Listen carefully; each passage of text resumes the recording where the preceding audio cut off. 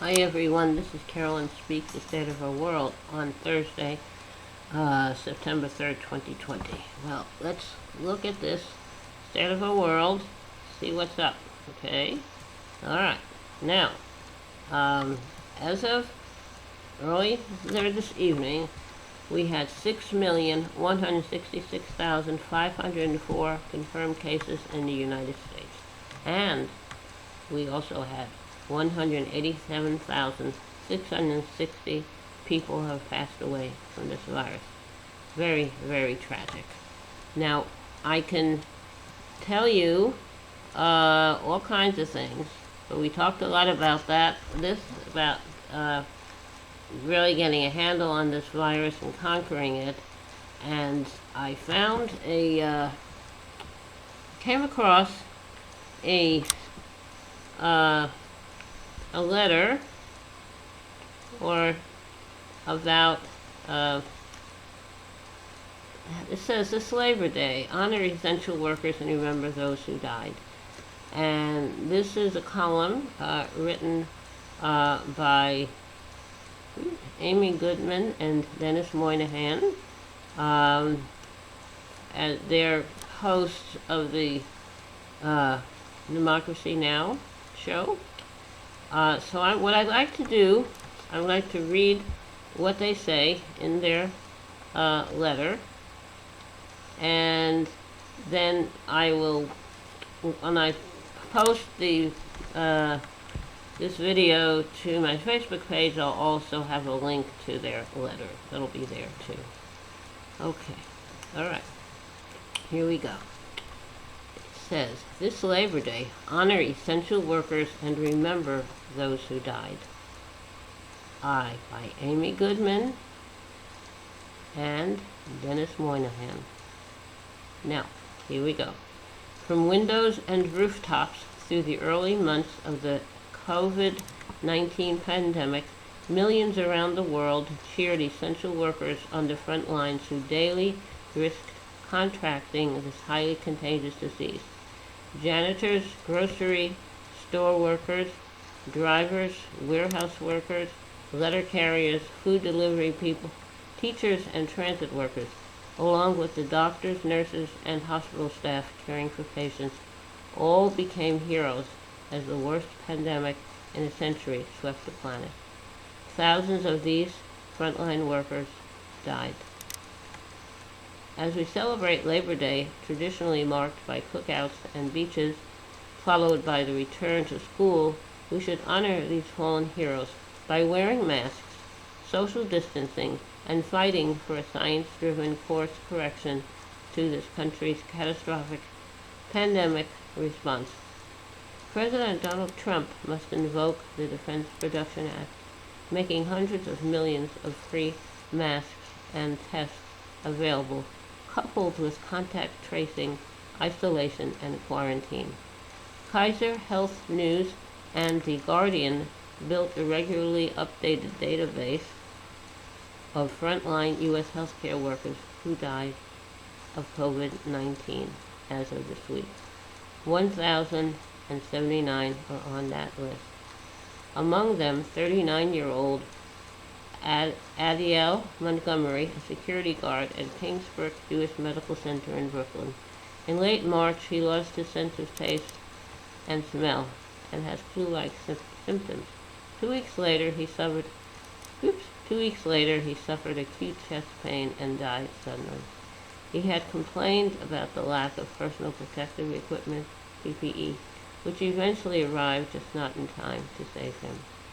In Arizona, Cheryl and Karina Thin, sisters from the Navajo Nation, both worked at Tuba City Regional Health Care as an administrator and a social worker, respectively.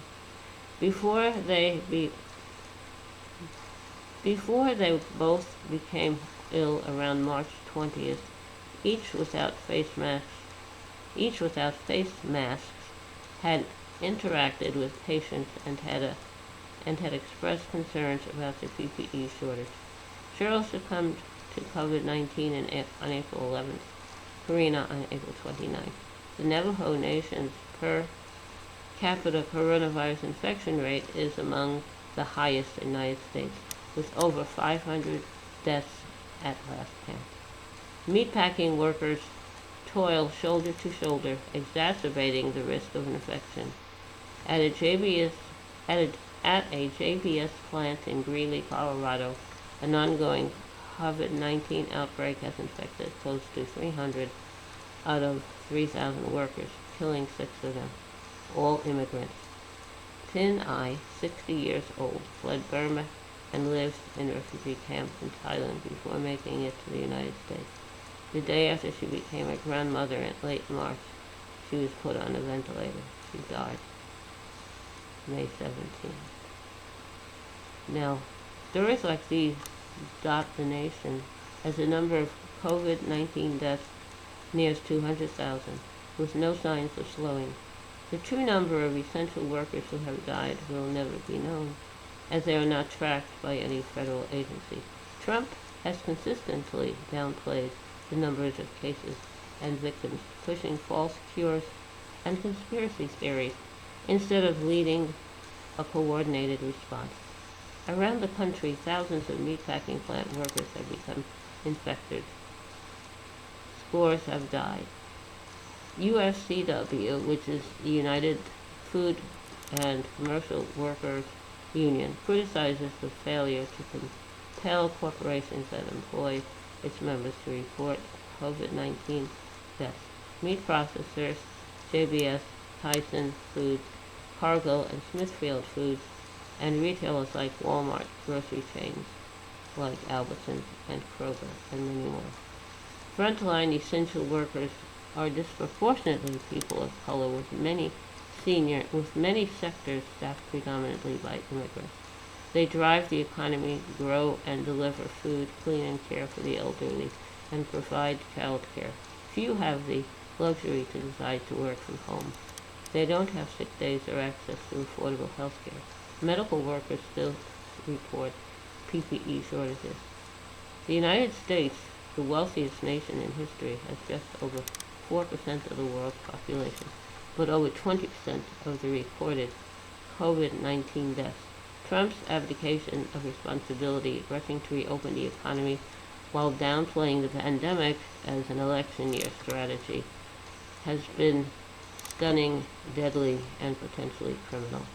Worker resistance to Trump's lethal pandemic response is growing. Teachers around the country have been pushing back against plans to reopen schools quickly without plans and equipment in place to protect them, their students, or staff, in a number of cases threatening to strike. In Detroit, 1,600 nursing home workers represented by the Service Employees International Union, SEIU, are threatening to strike as well, demanding a living wage, PPE, and better staffing levels to properly handle the threat of the coronavirus to nursing home residents and staff. As you celebrate this Labor Day, also commit to solidarity with our essential workers. The shouts of support for them from the windows and rooftops may have diminished as the pandemic drags on, but the risks they face every day have not. Okay, I totally agree with all the words of Amy Goodman and Dennis Moynihan. I will have a link to their article when I post this video on my Facebook page.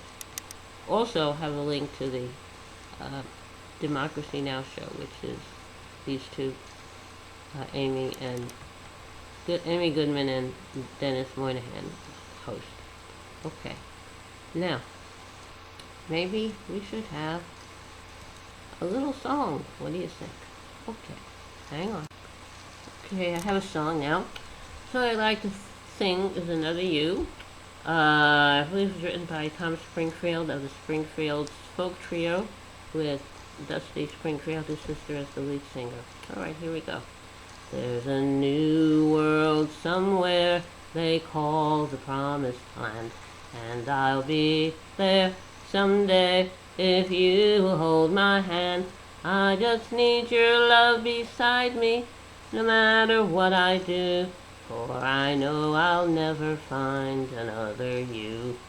There is always somebody for each of us, they say, and you'll be my someone forever and a day. I could search the whole world over until my life is through, for I know I'll never find another you. It's a long, long journey, so stay by my side. When I walk through the storm, you'll be my guide, be my guide. If they gave me a fortune, my pleasure would be small. I would lose it all tomorrow and never mind at all. But if I should lose your love, dear, I don't know what I'd do, for I know I'll never find another you. Okay, that's Another You, recorded by the Springfields with Dusty Springfield as the lead singer, with Brother Tom and another guy.